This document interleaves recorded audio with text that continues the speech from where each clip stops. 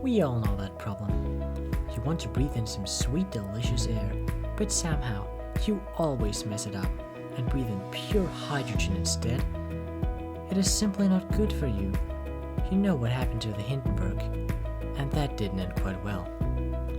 So we from Mentally.Stable.Company present to you air in a glass.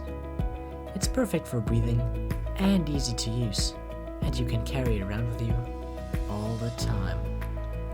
Instead of carrying the constant fear of death with you, carry a glass of air with you instead. Just imagine how good you would feel breathing in some refreshing air after a long hard day of work at a Congolese cobalt mine. And don't pretend you don't know what I'm talking about.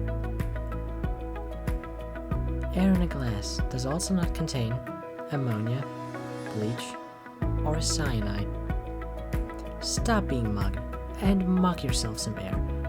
Now, with 2 times the fun, with double glass containing twice as much air. Get 2 to the price of 4 and 4 to the price of 7. And the 8th one will actually be for free. Yes, you've heard right. For free.